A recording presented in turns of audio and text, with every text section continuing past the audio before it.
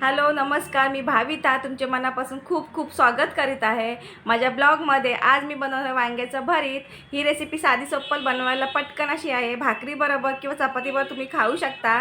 तर मी काय काय साहित्य घेतलं आहे ते बघू चला। इथे मी 2 वांगी घेतलेले आहेत बनवण्यासाठी। ते छान स्वच्छ धुवून आणि त्याला कट करून अशा प्रकारे मी गॅसवरती भाजून घेते।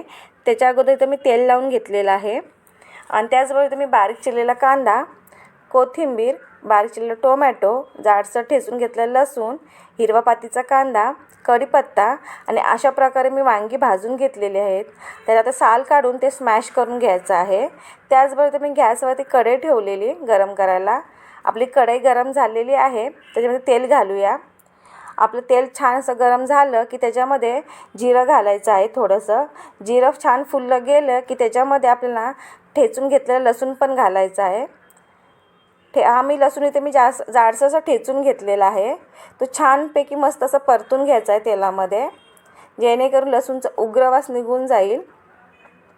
अशा प्रकारे लसूण परतून झालेले आहे। आता आपल्याला त्याच्यामध्ये बारीक चिरलेला कांदा घालायचा आहे। मी ते 1 कांदा घेतलेला आहे छोटा, तो आपल्याला घालायचा आहे। कांदा पण आपल्याला छानपैकी सोनेरी रंगावर परतून घ्यायचा आहे, छान मस्त असा।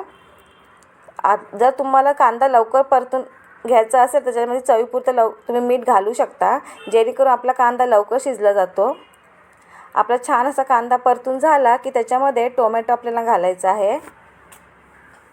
मस्त परतून घ्यायचा आहे कांदा ह्याच्यामध्ये। आता आपण इथे बारीक चिरलेला टोमॅटो घालायचा आहे। इथे मी टोमॅटो पण एक छोटासा घेतलेला आहे। आता छान हे 2 एकजीव असं करून घ्यायचं आहे, परतून घ्यायचं आहे। टोमॅटो लवकर शिजवायसाठी मी झाकून ठेवते, जेणेकरून लवकर आपला टोमॅटो मऊ होणार। आणि सर्व हे एकजीव करून घ्यायचं आहे। कांदा टोमॅटो एकजीव झाला पाहिजे, म्हणजे मऊ आणि नरम झाला पाहिजे। छान असं परतून घ्यायचं आहे आपल्याला। मग त्याच्यामध्ये आपल्याला सर्व मसाले जे आपल्या घरी आहेत ते घालायचे आहेत। त्याच्यामध्ये पहिल्यांदा मी हळद घालते, मग लाल मसाला पावडर आणि इथे मी गरम मसाला घालते। तुम्ही इथे किचन किंग मसालाही वापरू शकता। मी इथे हलकासा गरम मसाला घालते आणि ते बारीक चिरलेला आपण पातीचा कांदा घेतलेला आहे तो पण घालायचा आहे। मी हिरवा पातीचा कांदा घेतलेला आहे, तर हे सगळं असं मिक्स करून घ्यायचं आपल्याला छानपैकी। सगळं एकजीव झालं पाहिजे आणि त्याच्यामध्ये आपण आता भाजून घेतलेली वांगी स्मॅश केलेलं आहे ते सगळं घालायचं आहे।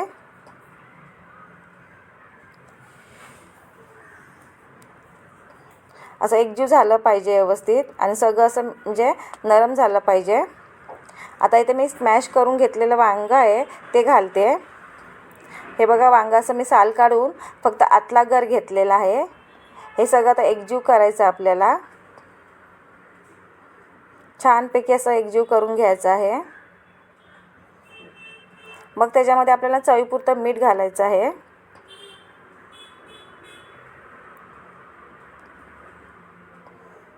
आता मी मीठ घालते आणि झाकून पण ठेवते।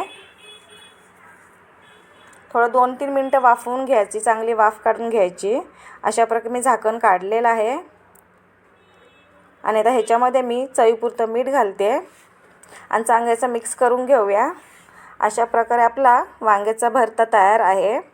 तर तुम्ही भाकरी बरोबर किंवा भाताबरोबर खाऊ शकता किंवा गरम गरम वाफाल तर भाताबरोबरही खाऊ शकता। मी आता ते बोलमध्ये काढलेलं आहे। अशा चटपटीत असं आपला वांग्याचा भरता तयार झालेला आहे छानपैकी।